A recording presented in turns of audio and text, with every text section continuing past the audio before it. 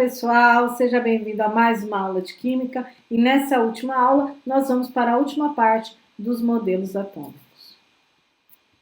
Vamos falar um pouquinho hoje do modelo de Rutherford e de Bohr. Se nós lembrarmos, do átomo de Rutherford, então nós tínhamos lá uma eletrosfera que possuía elétrons que têm carga negativa. E nós tínhamos um núcleo onde estavam os prótons de carga positiva e os nêutrons de carga negativa, que foram descobertos mais tarde até que o modelo de Bohr. Tá? Foi descoberto por Chadwick, mas a gente coloca os nêutrons ali por enquanto.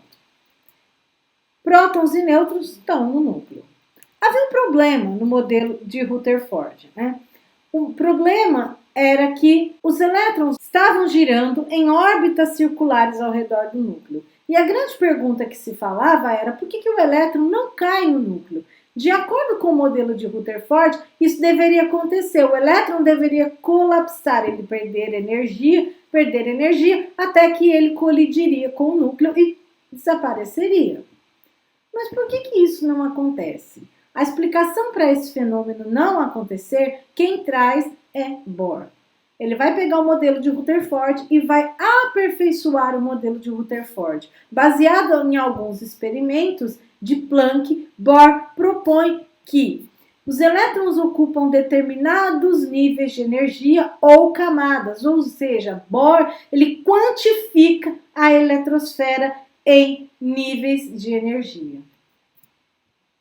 O elétron ele não pode ter energia zero, ou seja, ele não pode ficar parado no átomo. E ele deve ocupar determinados níveis de energia. Cada um dos níveis possui um valor determinado de energia. Quanto mais afastado do núcleo estiver a camada, maior será a sua energia. Ao receber energia, os elétrons podem saltar de um nível de maior energia, mas eles não podem permanecer ali.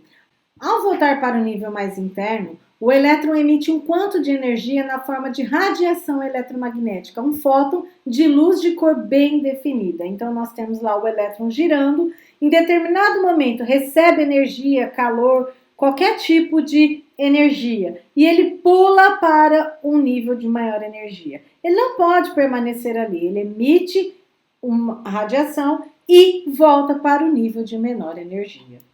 Esse é o princípio dos fogos de artifício ou do teste de chama. Aqui nós temos sais de lítio que emitem cor vermelha, de estrôncio que também tem cor vermelha, de sódio de cor amarelo tijolo, de cobre verde e de potássio laranja. Cada sal ele vai emitir uma cor característica, baseado nesse comprimento de onda da luz visível.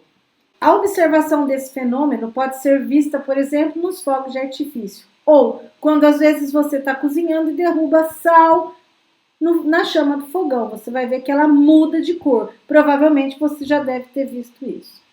Além disso, Bohr diz que cada órbita é denominada estado estacionário e pode ser designada pelas letras K, L, M, N, O, P e Q.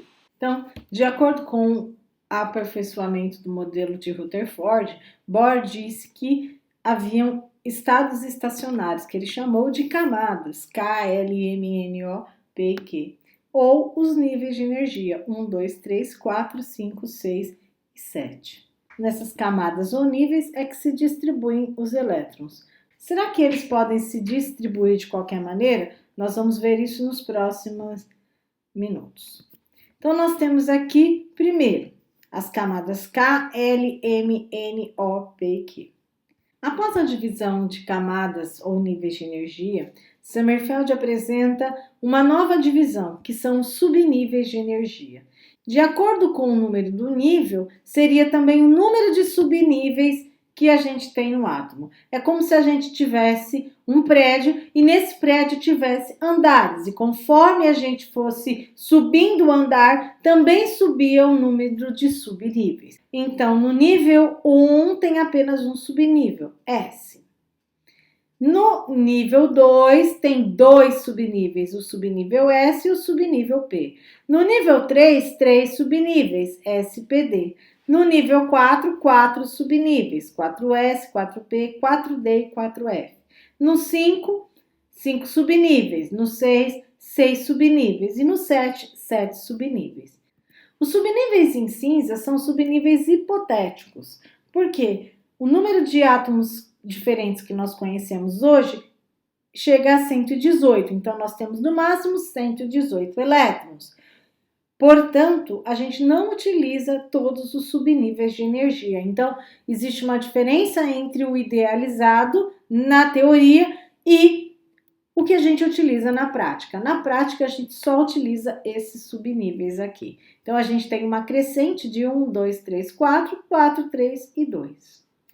Cada subnível S, P, D e F comporta um número máximo de elétrons. Então, no subnível S, podemos colocar até 2. No subnível P, 6. No subnível D, 10. E no subnível F, 14. Então, nós temos aqui uma PA de razão 4. 2 mais 4, 6. 6 mais 4, 10. 10 mais 4, 14. Se existe um número máximo de elétrons em cada subnível, também existe um número máximo em cada camada. Então, nós temos ali, de acordo com o número de subníveis, na camada K, o máximo que cabe de elétrons é 2, porque só tem um subnível, e nesse subnível S cabe 2. Na camada L, nós temos 8 elétrons, 2 no S e 6 no P, total 8. M com 18, N com 32, O com 32, P com 18 e Q com 8. Pauling conseguiu estabelecer uma ordem de energia dos subníveis. Então, ele propõe um diagrama que nós utilizaremos aqui. Baseado no diagrama anterior, a única diferença é que Linus Pauling vai mostrar como os elétrons preenchem os subníveis e os níveis de energia. Então, na verdade, eles não entram aleatoriamente em qualquer subnível. Eles devem obedecer à ordem crescente de energia, ou seja, vai do subnível menos energético para o mais energético. Então, começa lá no 1S, depois não tem mais nada, começa lá em cima de novo, 2S, depois 2P, 3S, 3P, 4S, 3D, 4P, 5S, 4D, 5P, 6S, 4F, 5D, 6P, 7S, 5F, 6D e 7P, que é o subnível de maior energia. Então, os elétrons devem seguir essa ordem de diagonais, não é lateralmente, é diagonal. Por exemplo, o subnível 4S tem menor energia que o 3D. Então, o elétron vai preferencialmente entrar no 4S para depois preencher o 3D. Algumas informações importantes. Então, nós já dissemos que os elétrons se distribuem por ordem crescente de energia. Essa distribuição é chamada de distribuição eletrônica por ordem energética. Somente o último subnível pode conter menos que o número máximo de elétrons. Isso quer dizer o quê? Que no subnível P cabe 6, mas se faltar 5 para acabar, eu vou colocar 5. Se faltar 1, eu vou colocar 1 e assim por diante.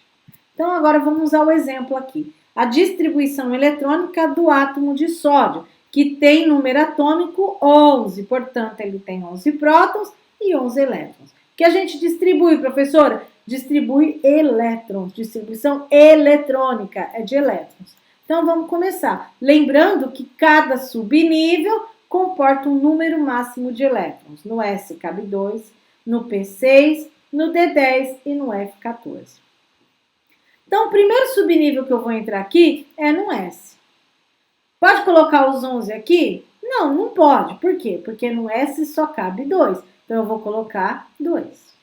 Depois, acabou aqui, eu vou lá atrás, ó. Vou entrar pelo 2S. Quantos cabe no S? 2. Todos os S cabem 2. Acabou aqui, vou lá atrás, vou entrar no P. Então, ó, vou colocar aqui, ó. Quanto cabe no P, pessoal? 6.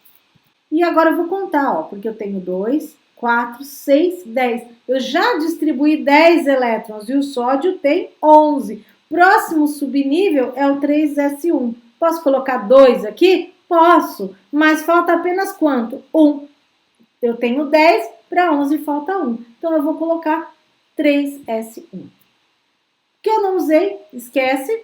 E aqui eu vou colocar essa distribuição na forma de linha aqui. 1s2, 2s2, 2p6 e 3s1.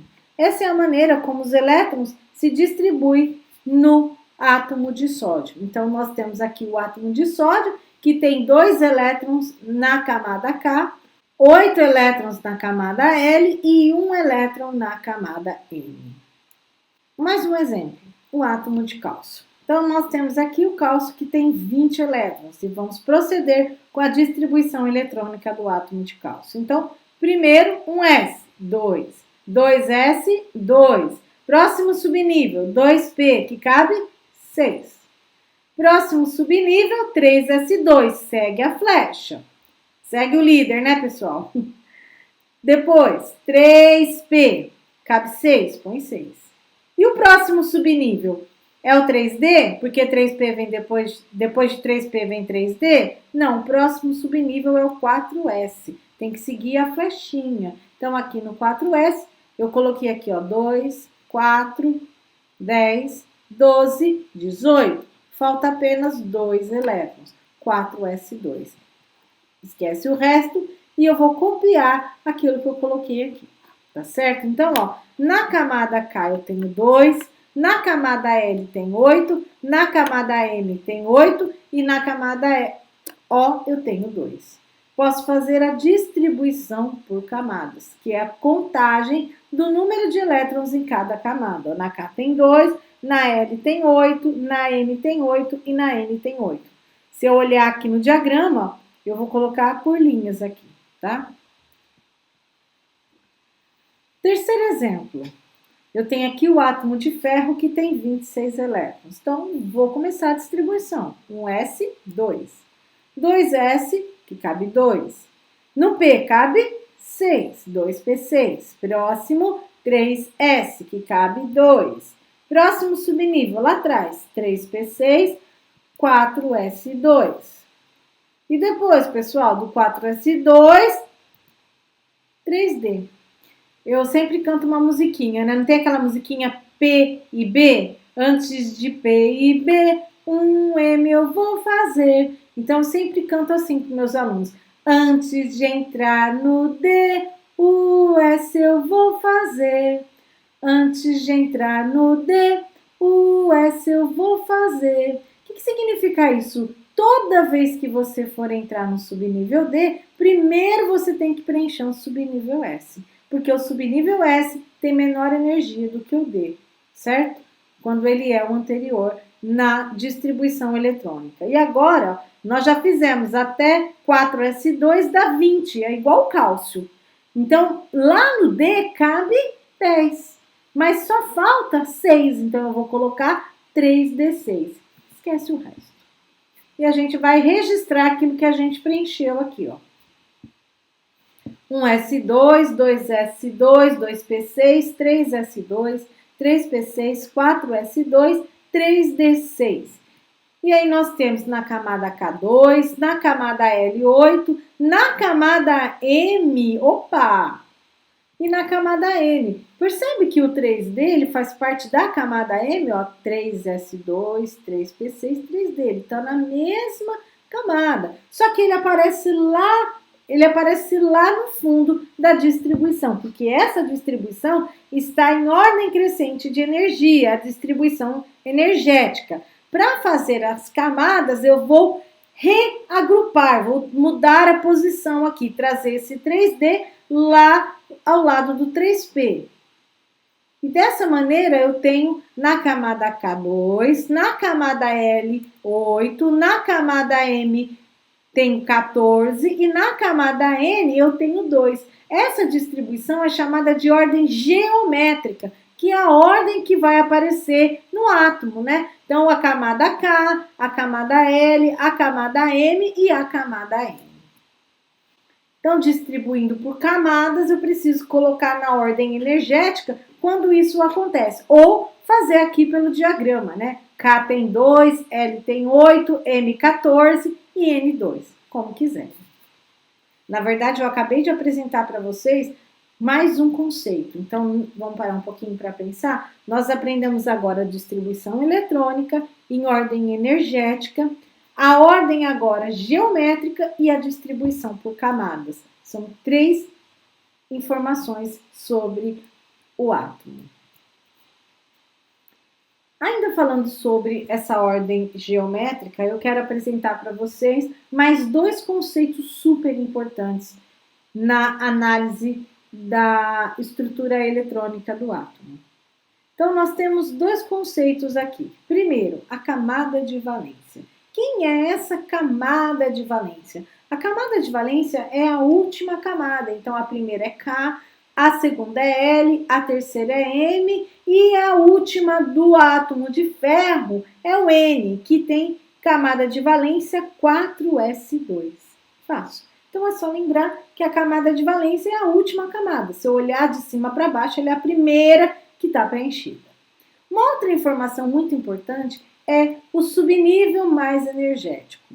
O subnível mais energético, lembra, a distribuição eletrônica é por ordem de energia, portanto, o subnível mais energético é o último. Quem foi o último subnível da minha distribuição? Então, se eu olhar aqui pela distribuição energética, ó, o último subnível foi 3d6. Cuidado, não foi 4s2, foi 3d6, porque antes de entrar no D, você entrou no S, lembra? Antes de entrar no D, o S eu vou fazer. Você entrou primeiro no S, e o último subnível, então, é o 3D. Subnível mais energético, S mais E, 3d6.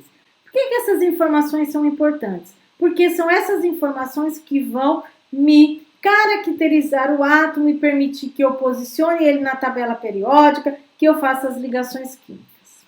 E agora, pessoal, é a hora do exercício. Bora lá. E essa é uma questão do Enem de 2019 que pela primeira vez trouxe conhecimento sobre a distribuição eletrônica e tabela periódica. Pode ser, né, que essa questão tenha aparecido devido ao fato de 2019 ser a comemoração dos 150 anos da tabela periódica. Mas, enfim, é uma questão que às vezes está cobrada em outros vestibulares ou é um assunto que vocês vão perceber nas aulas posteriores, ela está diretamente relacionada a diversos assuntos na química. É através da distribuição eletrônica, da configuração eletrônica, que a gente explica muitos fenômenos que acontecem na química. Bora ler lá, gente. Na mitologia grega, Nióbia era a filha de Tântalo, 2 personagens conhecidos pelo sofrimento. O elemento químico de número atômico Z igual a 41 tem propriedades químicas e físicas tão parecidas com as do elemento de número atômico 73 que chegaram a ser confundidos.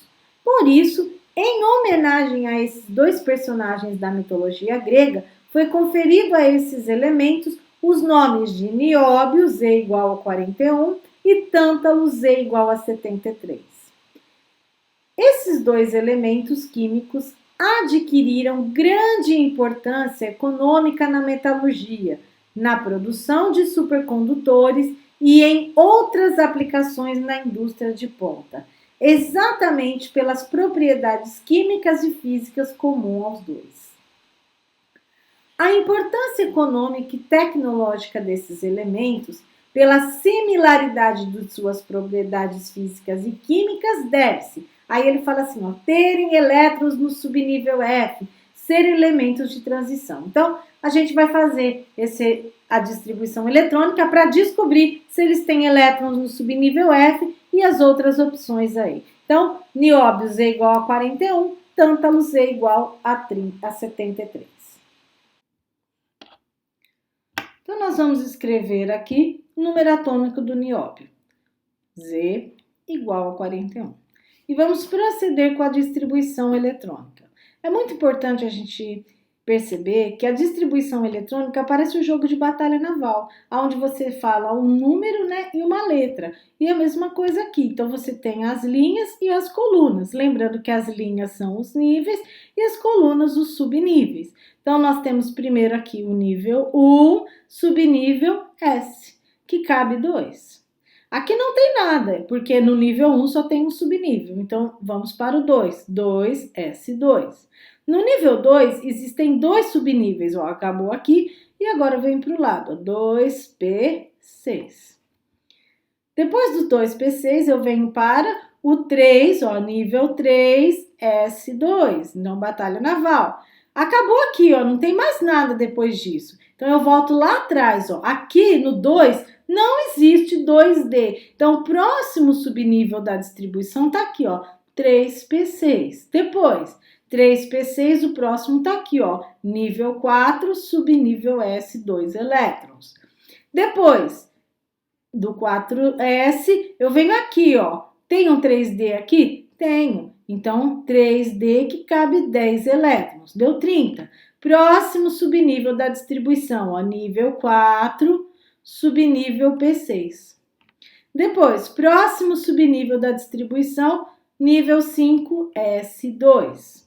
Então, nós temos aqui 20, 36, 38. Faltam 3 elétrons. Então, o próximo subnível, ó, 3F existe? Não. O que existe é aqui, ó, nível 4, subnível D. 4D. Faltam 3 elétrons. Então, esse subnível 4D3 é o subnível mais energético do nióbio. E agora a gente vai distribuir aqui o número de elétrons do tântalo. Então, o número atômico é 73 e a gente vai distribuir um S2, 2S2, 2P6, 3S2, 3P6, 4S2, 3D10, 4P6, 5S2, 4D10, 5P6,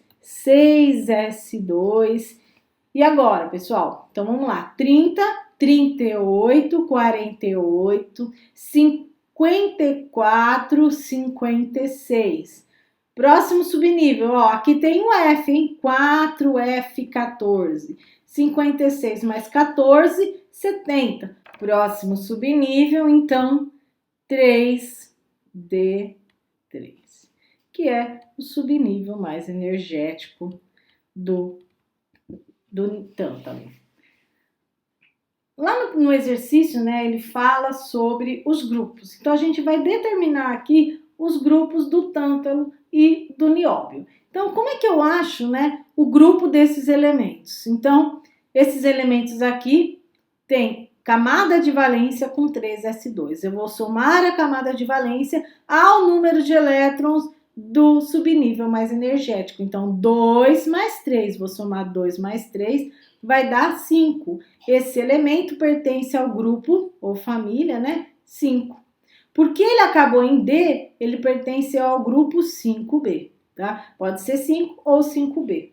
Se eu olhar aqui o tântalo, ó, ele tem camada de valência 2 e subnível mais energético que tem 3 elétrons. Então, camada de valência 2 não, pessoal. Camada de valência com 2 elétrons, mais 3 no subnível mais energético, que vai dar 5 também. Ou seja, tanto o nióbio quanto o tântalo pertencem ao mesmo grupo da tabela periódica. Daí o fato deles terem propriedades físico-químicas tão parecidas. Então, voltando lá para a alternativa, nós temos letra A, terem elétrons no subnível F. A gente não viu elétrons, né, no subnível F no caso do nióbio. Só o tântalo tem elétrons no subnível F.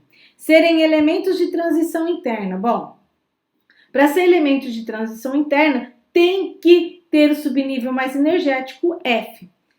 Pertencerem ao mesmo grupo da tabela periódica. Essa é a resposta, tá? Se nós pararmos para pensar, né, o fato dele me dizer que esses elementos eram tão parecidos que às vezes eram confundidos, já me indicava que eles pertenciam ao mesmo grupo da tabela periódica. Os últimos dois aqui, ó, terem seus elétrons mais externos nos níveis 4 e 5, respectivamente. Isso é falso. O elétron mais externo aqui está no nível 5 e no outro no nível 6. O elétron mais externo é o da última camada, não é o subnível mais energético. Estarem localizados na família dos alcalinos terrosos, que é o grupo 2A da tabela periódica, e alcalinos, respectivamente, grupo 1A da tabela periódica. Não é isso que nós vemos, né, pessoal? Então, alternativa C, ambos pertencem ao mesmo grupo da tabela periódica. E por hoje é só, pessoal. Até a próxima aula. Tchau!